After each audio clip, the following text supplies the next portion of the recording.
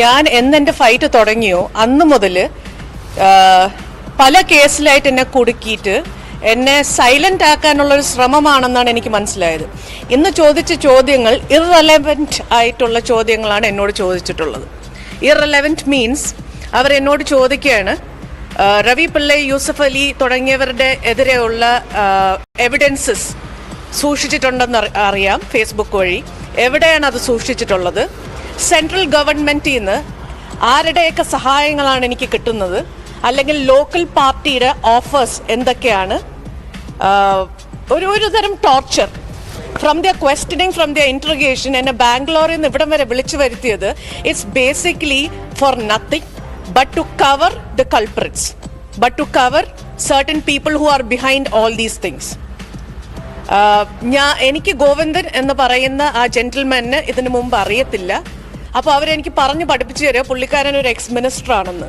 2016 ഞാൻ CM ആയിട്ട് officially related ആവുന്ന സമയത്ത് ഐ നെവർ ന്യൂ ഒരു ഗോവിന്ദൻ എന്ന് പറയുന്ന ഒരു ജെന്റിൽമാൻ എക്സിസ്റ്റ് ചെയ്യുന്നുണ്ടെന്ന് പോലും, because I'm not into politics. ഇത് ഞാൻ അവരെ പറഞ്ഞ് മനസ്സിലാക്കിക്കാൻ ശ്രമിക്കുമ്പോൾ they are telling me, principal secretary ആയിട്ട് ഇത്രയും ക്ലോസ് ആയിട്ട് ഇരിക്കുമ്പോൾ എങ്ങനെയാണ് എക്സ് മിനിസ്റ്ററിനെ ഞാൻ അറിയാത്തത്? എന്തിനാണ് ഞാൻ അദ്ദേഹത്തിന് പറയുന്നതെന്ന്. വീണ്ടും ഞാൻ പറയണം, വിജീഷ് പിള്ള എന്ന് പറഞ്ഞ ഒരു തേർഡ് പേഴ്സൺ എൻ്റെ അടുത്ത് വന്നിട്ട് ഗോവിന്ദൻ മാഷ് എന്ന് പറയുന്ന ഗോവിന്ദൻ എന്ന ജെന്റിൽമാനെ കുറിച്ച് പറയുന്നു, 30 crores ഓഫർ ചെയ്യുന്നു. ഇത് ഞാൻ എൻ്റെ ഫേസ്ബുക്ക് വഴി പറഞ്ഞു, ഇത് ഞാൻ മീഡിയയോട് പറഞ്ഞു. അവരെന്നോട് പറയാണ്, മീഡിയയോട് എന്തിനാണ് സംസാരിക്കുന്നത്? മീഡിയ എൻ്റെ പല കാര്യങ്ങളും കട്ട് ചെയ്തിട്ട് അവർക്ക് ആവശ്യമുള്ള ഫാബ്രിക്കേറ്റഡ് ആയിട്ട് പറയാൻ പറ്റുന്ന കാര്യങ്ങൾ മാത്രമേ നിങ്ങൾ പബ്ലിക്കിനോട് പറയുള്ളൂ. ഇതൊന്നും ഈ കേസുമായിട്ട് എന്തെങ്കിലും റെലവൻസ് ഉണ്ടെന്ന് I do not know. ED they are asking me. ED Vijeesh പിള്ളയോട് എന്തൊക്കെയോ ഈ കേസിനെ കുറിച്ച് ചോദിച്ചു, 30 കോടിയെ കുറിച്ച് ചോദിച്ചു. EDയോട് ആരടുത്താണ് ഞാൻ ഈ വക വിവരങ്ങൾ പറയുന്നത്? EDയിൽ എൻ്റെ സുഹൃത്താരാണ്? ഇതൊക്കെയാണ് എന്നോട് ചോദിച്ച ചോദ്യങ്ങൾ. So I thought I must tell you, all of you, that എന്തെങ്കിലുമൊക്കെ കേസിൽ കുടുക്കിയിട്ട് എന്നെ ഭയപ്പെടുത്തി എന്നെ പിന്നിലോട്ട് വലിക്കാനുള്ള ശ്രമമാണെങ്കിൽ it's not going to work. നമസ്കാരം.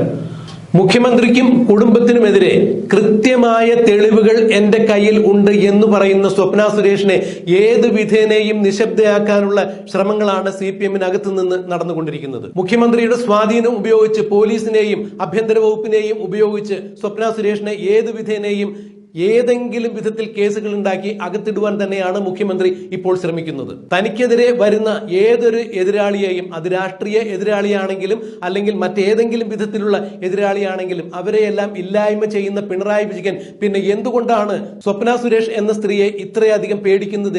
എന്തിനാണ് അവർക്കെതിരെ കേസെടുക്കാതെ മുഖ്യമന്ത്രി ഇങ്ങനെ ഒളിച്ചു കളിക്കുന്നത് എന്നാണ് ഇപ്പോൾ ജനങ്ങൾ സംശയിക്കുന്നത്. എന്നാൽ സ്വപ്ന സുരേഷ് തീർത്തു പറയുന്നു, തന്നെ ഏതെങ്കിലും വിധത്തിൽ ഏതെങ്കിലും കള്ളക്കേസുകളിൽ കുടുക്കി ജയിലിൽ അടയ്ക്കാമെന്നാണ് മുഖ്യമന്ത്രിയുടെയും വീട്ടുകാരുടെയും ധാരണയെങ്കിൽ അവർക്ക് തെറ്റി. മുഖ്യമന്ത്രിക്കും കുടുംബത്തിനും എതിരെയുള്ള കൃത്യമായ തെളിവുകൾ എന്റെ കയ്യിലുണ്ട്. അത് ഞാൻ എത്തേണ്ടവർക്ക് എത്തിച്ചു കൊടുത്തിട്ടുണ്ട്. ഇത് മുഖ്യമന്ത്രിക്കും കൃത്യമായി അറിയാം. എനിക്കെതിരെ ഏതെങ്കിലും തരത്തിൽ ഒരു നിയമ നടപടി മുഖ്യമന്ത്രി സ്വീകരിക്കുകയാണെങ്കിൽ, അല്ലെങ്കിൽ എന്നെ ജയിലിലടച്ച് നിശബ്ദയാക്കാം എന്നുള്ള നടപടിക്രമങ്ങളുമായി മുഖ്യമന്ത്രി മുന്നോട്ട് പോവുകയാണെങ്കിൽ ഞാൻ കൃത്യമായ ഇടങ്ങളിൽ സൂക്ഷിച്ചിരിക്കുന്ന തെളിവുകൾ പുറത്തു വരും എന്ന് മുഖ്യമന്ത്രിക്ക് അറിയാം. അതുകൊണ്ട് തന്നെയാണ് മുഖ്യമന്ത്രി എനിക്കെതിരെ ഒരു ചെറുവിരൽ പോലും അനക്കാത്തത് എന്ന് സ്വപ്ന പറയുന്നത്. എന്നെ നിശബ്ദയാക്കാമെന്ന് ആരും വിചാരിക്കേണ്ട. വിജേഷ് പിള്ളയെ ബാംഗ്ലൂരിലേക്ക് എന്റെ അരികിലേക്ക് പറഞ്ഞയച്ചവർക്ക് കൃത്യമായ ഒരു അജണ്ടയുണ്ടായിരുന്നു. ആ അജണ്ട പ്രകാരം തന്നെയാണ് അവർ തളിപ്പറമ്പിൽ എനിക്കെതിരെ കേസ് കൊടുത്തിരിക്കുന്നതും എന്നാണ് സ്വപ്ന തീർത്തു പറഞ്ഞത്. എന്നാൽ ഇതുകൊണ്ടൊന്നും എന്നെ നിശബ്ദയാക്കാൻ ഇവർക്ക് സാധിക്കില്ല. കൃത്യമായ തെളിവുകളുടെ അടിസ്ഥാനത്തിലാണ് ഞാൻ ബഹുമാനപ്പെട്ട മുഖ്യമന്ത്രിയുടെ കുടുംബത്തിനുമെതിരെ സംസാരിക്കുന്നത്. കൃത്യമായ തെളിവുകൾ എന്റെ കയ്യിലുണ്ട്. ഓരോരോ സംഭവങ്ങളും നടന്ന തീയതികളും ആ തീയതികളിൽ ഞാൻ ധരിച്ചിരുന്നത് അല്ലെങ്കിൽ അവർ ധരിച്ചിരുന്ന വസ്ത്രങ്ങളുടെ നിറം പോലും എനിക്ക് കാണാപാഠമാണ്. അതിന്റെ കൃത്യമായ രേഖകൾ എന്റെ കയ്യിൽ ഞാൻ സൂക്ഷിച്ചിട്ടുണ്ട്. ഇത് ഞാൻ വെറുതെ പറയുകയല്ല എന്ന് തന്നെയാണ് സ്വപ്ന മാധ്യമങ്ങൾക്ക് മുന്നിൽ വന്നു നിന്ന് പറഞ്ഞത്. എന്നെ നിശബ്ദയാക്കാമെന്ന് മുഖ്യമന്ത്രിയോ അല്ലെങ്കിൽ മുഖ്യമന്ത്രിയുടെ പാർട്ടിക്കാരോ ആരെങ്കിലും ധരിക്കുന്നുണ്ടെങ്കിൽ അത് നടക്കില്ല. എന്നെ ഇല്ലായ്മ ചെയ്താൽ പോലും അത്തരം തെളിവുകൾ പുറത്തു വരും. ഇത് മുഖ്യമന്ത്രിക്ക് അറിയാം. തന്ത്രശാലികളുടെ രാജാവ് എന്ന് വിശേഷിപ്പിക്കപ്പെടുന്ന ബഹുമാനപ്പെട്ട മുഖ്യമന്ത്രി പിണറായി വിജയൻ അതുകൊണ്ട് തന്നെയാണ് സ്വപ്ന സുരേഷിനെതിരെ ഒരു ചെറുവിരൽ പോലും അനക്കാത്തത്, ഒരു നിയമ നടപടികൾ പോലും സ്വീകരിക്കാത്തത് എന്നാണ് സ്വപ്ന സുരേഷ് പറയുന്നത്. കൃത്യമായ വിവരങ്ങൾ ഞാൻ കൊടുക്കേണ്ടതുപോലെ പലപ്പോഴും മാധ്യമങ്ങൾക്ക് മുമ്പ് പല കേസുകളിലും കൊടുത്തിട്ടുണ്ടായിരുന്നു. പക്ഷെ പോലീസ് എന്നെ പ്രതിയാക്കി കേസെടുക്കുവാൻ വേണ്ടിയാണ് മുതിർന്നത്. അതുകൊണ്ട് എനിക്ക് കേരള പോലീസിൽ വിശ്വാസമില്ല, കോടതികളിൽ എനിക്ക് വിശ്വാസമുണ്ട് എന്നുകൂടി സ്വപ്ന സുരേഷ് പറയുന്നു. എന്നാൽ ഞാൻ ഈ പോരാട്ടത്തിൽ നിന്ന് ഒരു കാരണവശാലും പിന്നോട്ട് പോകുന്നില്ല. എന്റെ വരുമാനം ഇല്ലാതാക്കി, എന്റെ ജോലി ഇല്ലാതാക്കി, എന്റെ കുടുംബത്തെ പട്ടിണിയാക്കുന്ന തരത്തിൽ വരെ പിണറായി വിജയൻ പ്രവർത്തിക്കുകയുണ്ടായി. എന്നാൽ ഒരു കാരണവശാലും ഇതുകൊണ്ടൊന്നും എന്നെ നിശബ്ദയാക്കാമെന്ന് പിണറായി വിജയനോ പിണറായി വിജയന്റെ പാർട്ടിക്കാരോ ശ്രമിക്കേണ്ടതില്ല, അല്ലെങ്കിൽ അങ്ങനെ ധരിക്കേണ്ടതില്ല എന്ന് തന്നെയാണ് ഇപ്പോൾ സ്വപ്ന സുരേഷ് പറയുന്നത്. എന്നെ ജയിലിലടച്ച് നിശബ്ദയാക്കി നിങ്ങൾ രക്ഷപ്പെടാമെന്ന് വിചാരിക്കേണ്ട. ഞാൻ ഏതെങ്കിലും കാരണവശാൽ ജയിലിൽ പോകുകയാണെങ്കിൽ എന്റെ ഇടതും വലതുമായി പിണറായി വിജയനും പിണറായി വിജയന്റെ മകളും കുടുംബവും ഉണ്ടാകും എന്ന് തന്നെയാണ് സ്വപ്ന സുരേഷ് അടിവരയിട്ട് പറയുന്നത്.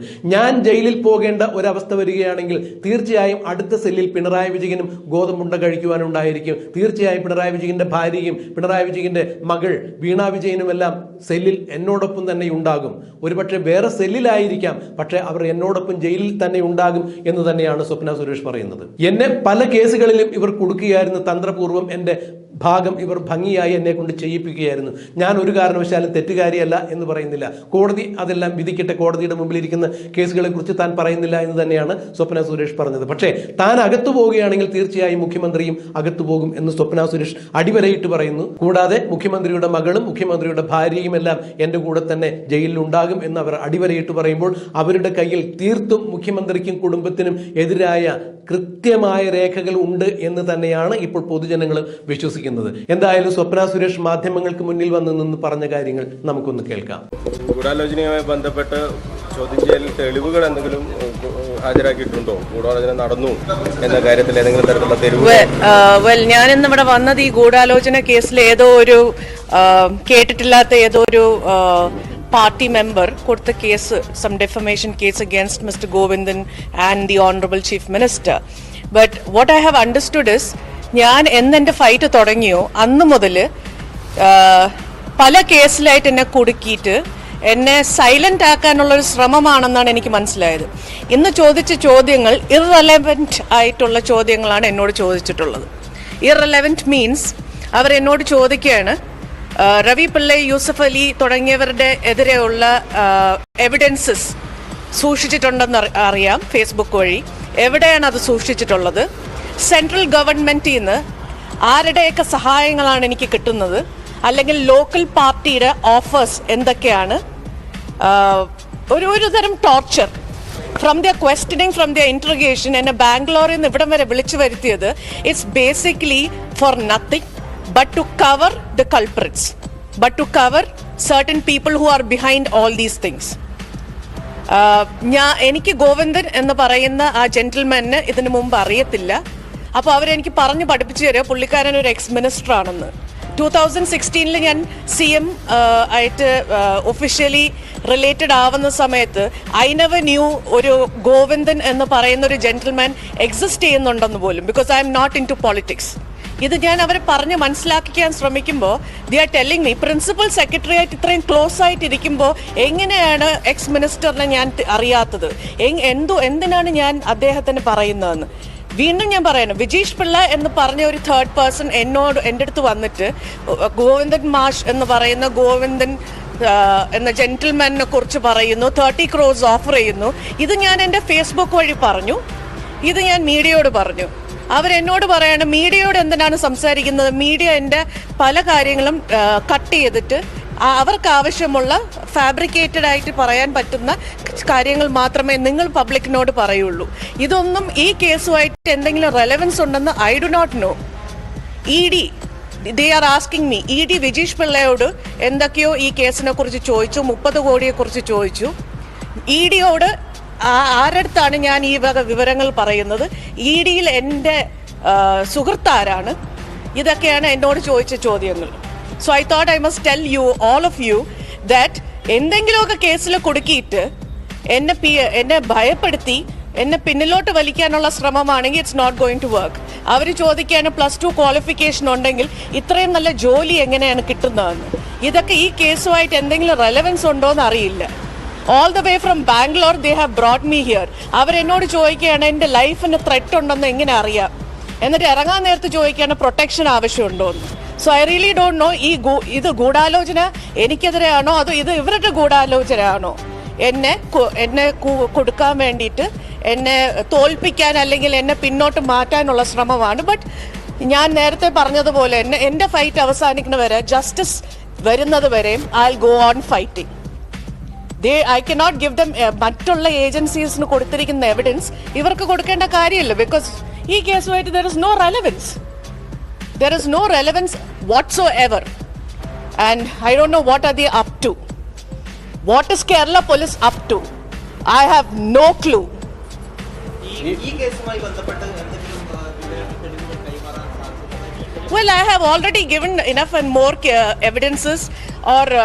ഞാൻ ഇന്റൻഷണൽ അല്ലായിരുന്നു, അതുകൊണ്ട് എനിക്ക് ഒരുപാട് എവിഡൻസ് ഒന്നുമില്ല. പക്ഷെ ഉണ്ടായിരുന്ന കാര്യങ്ങളെല്ലാം ബാംഗ്ലൂർ പോലീസിന് ഞാൻ FIR ഫയൽ ചെയ്തു. അപ്പോൾ അവരെന്നെ വഴക്കു പറയുക, അത് കേസ് ക്വാഷ് ആയില്ലേ? They were torturing. They are torturing and they are bringing in perceptions which I have not discussed at all. You understood? So, എന്നോട് ഒരാൾ വന്ന് ഇന്നാര് പറഞ്ഞു വിട്ടതാണെന്നും പറഞ്ഞ് പറയുമ്പോൾ എനിക്ക് ആ തേർഡ് പേഴ്സൺ അല്ലെങ്കിൽ മിസ്റ്റർ ഗോവിന്ദനെ ഡയറക്റ്റ് അലിഗേറ്റ് ചെയ്യേണ്ട കാര്യമില്ല. അങ്ങനെ ഒരു അലിഗേഷൻ ഞാൻ നടത്തിയിട്ടില്ല. ഞാൻ പറഞ്ഞത് വിജീഷ് പിള്ള എന്ന് പറഞ്ഞ ഒരു ജെന്റിൽമാൻ എന്നെ അപ്രോച്ച് ചെയ്തു, എന്നോട് ഈ നാട് വിടാൻ പറഞ്ഞു. It is very dangerous for me to live in this country. അതിന് 30 crores ഓഫർ ചെയ്തു, പുതിയ പാസ്പോർട്ട് ഓഫർ ചെയ്യുക, ചോയ്സ് ഓഫ് മൈ കൺട്രി, ഏത് കൺട്രിയിലോട്ട് വേണോ എന്നെ അവർ വിടാം. അതിന് ഗോവിന്ദൻ മാഷാണ് പറഞ്ഞു വിട്ടത്. അവർ അയൽക്കാരാണ്, അവർ ഫ്രണ്ട്സാണ്, അദ്ദേഹത്തിൻ്റെ മകൻ ഫ്രണ്ടാണ്. ഇതൊക്കെ പുള്ളിക്കാരൻ പറഞ്ഞതാണ്. എനിക്ക് ഈ ഗോവിന്ദൻ മാഷ് ആരാണ്, അല്ലെങ്കിൽ പുള്ളിക്കാരൻ എവിടെയാണ് ജീവിക്കുന്നത്, എവിടെയാണ് ജനിച്ചു വളർന്നത്, I have no clue about all these things and neither am I related to that gentleman. അപ്പോൾ പുള്ളിക്കാരനെ കുറിച്ച് മനഃപൂർവ്വം ഫാബ്രിക്കേറ്റ് ചെയ്യേണ്ട കാര്യം എന്നെ സംബന്ധിച്ചിടത്തോളം ഇല്ല. അറിഞ്ഞുകൂടാത്ത ഒരു വ്യക്തിയെക്കുറിച്ച് ഞാൻ പറയേണ്ട കാര്യം എന്തോ? ഞാൻ പറയുന്ന കാര്യങ്ങളെല്ലാം ഇന്ന് വരെ ഞാൻ അതിൽ ഉറച്ചു നിൽക്കുന്നുണ്ട്, ഒരിക്കലും പിന്മാറുന്നില്ല. ഇങ്ങനെ എന്നെ പല കേസിൽ കുടുക്കിയിട്ട് എന്നെ തോൽപ്പിക്കാൻ ശ്രമിക്കേണ്ട. I will go on fighting till the end. Alright. Vijesh Pillai ഈ 30 കോടി വാഗ്ദാനം ചെയ്തു എന്നുള്ള താങ്കളുടെ ആരോപണത്തിൽ അത് ഇപ്പോഴും ഉറച്ചു നിൽക്കുകയാണ്? 100% ഉറച്ചു നിൽക്കുന്നുണ്ട്. അതുകൊണ്ട് തന്നെയാണ് ഞാൻ ബാംഗ്ലൂർ പോലീസിന് പരാതി കൊടുത്തതും. ഇവിടെ അവരെന്നെ എന്തൊക്കെയോ പേരിൽ വിളിച്ചു വരുത്തി. They are trying to protect Vijeesh Pillai എന്നാണ് എനിക്കിന്ന് അവരുടെ ചോദ്യോത്തര ഒരു ഡ്രാമയിൽ എനിക്ക് മനസ്സിലായത്. ഓക്കെ, സോ വരുന്നിടത്ത് വെച്ച് കാണാം. പക്ഷെ എന്തൊക്കെ സംഭവിച്ചാലും I will go on fighting till the end. ഈ ഗോവിന്ദ മാഷ് ഇത്തരത്തിലുള്ള ഒരു കാര്യം ചെയ്യുമെന്ന് കരുതുന്നുണ്ടോ? എനിക്ക് ആ വ്യക്തിയെ കുറിച്ച് അറിയില്ല. ബിക്കോസ് ഐ ഡോണ്ട് നോ അങ്ങനത്തെ ഒരാൾ എക്സിസ്റ്റ് ചെയ്യുന്നുണ്ട്. ഇപ്പം ഈ ഒരു കേസ് വന്നതിന് ശേഷം അങ്ങനെ ഒരു വ്യക്തി ഉണ്ടെന്നറിയാം. പക്ഷെ ആദ്യമായി ഞാൻ അദ്ദേഹത്തിനെ കുറിച്ച് കേൾക്കുന്നത് വിജീഷ് പിള്ളയുടെ വായിന്നാണ്. എനിക്ക് അയാളെ ജഡ്ജ് ചെയ്യാനോ ആളെ കുറിച്ച് കൂടുതൽ അന്വേഷിക്കേണ്ട ആവശ്യമില്ല. I am not into politics, neither am I interested. It's not my cup of tea. Whether it's Mr. Govindan or his son or whoever it is not my cup of tea. And it's not a defamation case filed by the Honorable Chief Minister or filed by Mr. Govindan. It is by somebody who is unknown to me, who is not, related to me at all. Somebody from the party. Not yet. I have no clue on what is happening with that case. Anyway, ഇന്നത്തെ drama purely ഒരു torture മാത്രം തന്നെയായിരുന്നു.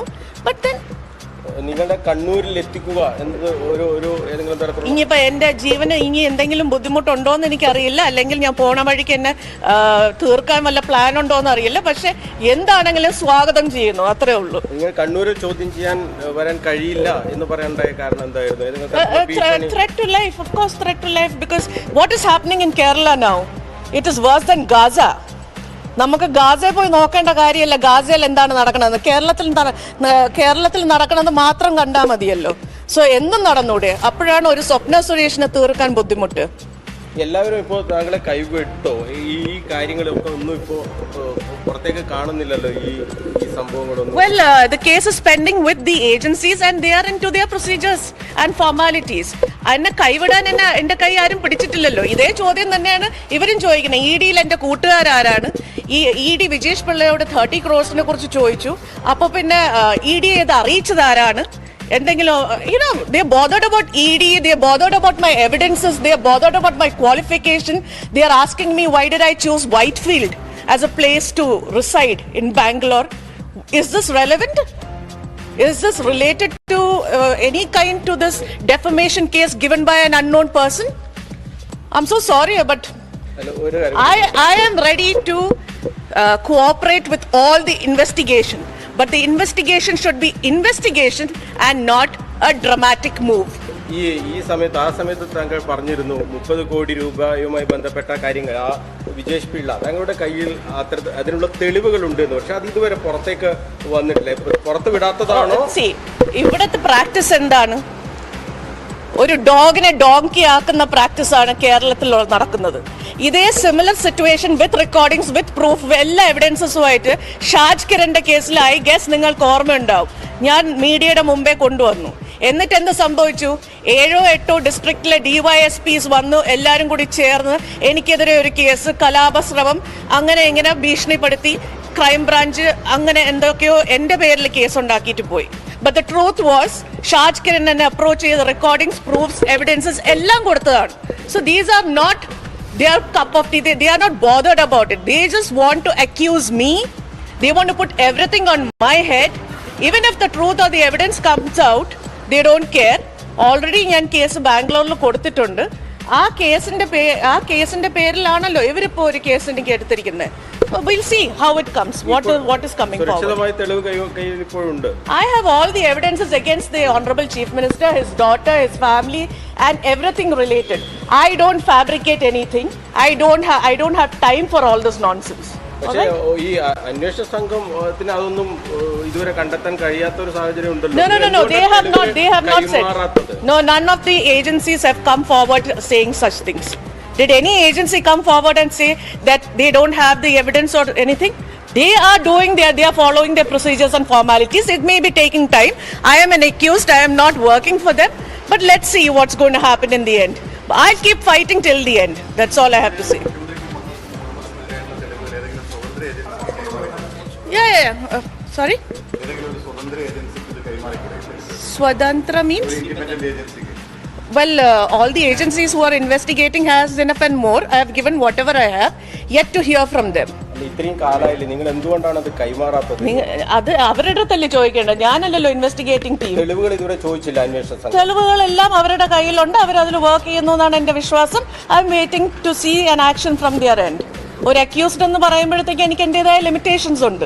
എൻ്റെ ജോലി ഇൻവെസ്റ്റിഗേഷനുമായിട്ട് cooperate ചെയ്യുക and എൻ്റെ കൈവശമുള്ള evidences അവർക്ക് കൈമാറുക, which I have done, and let's see what they are going to do about it. മുഖ്യമന്ത്രി അടക്കം പറയുന്നത് തെളിവുകളുണ്ടെങ്കിൽ അത് പുറത്തു വിടൂ എന്നാണ്. I am not here to explain or reply individually to the Honorable Chief Minister. My job is to cooperate with the investigation. I think I have done that, and let's see what's happening from their end. All right? ഇന്നത്തെ ഡ്രാമയെ കുറിച്ച് പറയണമെന്നുണ്ടായിരുന്നു, പറഞ്ഞു. ഇങ്ങനെ torture ചെയ്യാനോ accuse ചെയ്യാനോ ഒരു കാര്യവുമില്ല. സത്യം സത്യമായിട്ട് തന്നെ പറയും, ആ സത്യം വെളി വരികയും ചെയ്യും. All this drama has to end. വീണ്ടും ഹാജരാവാൻ എന്തെങ്കിലും ആവശ്യപ്പെട്ടിട്ടുണ്ടോ? ഇനി അവരൊക്കെ തോന്നുമ്പോൾ അവർ വിളിക്കാമെന്ന് പറഞ്ഞിട്ടുണ്ട്. വിളിക്കുകയാണെങ്കിൽ എന്തായാലും വരും, സഹകരിക്കും. And that's it. Thank you.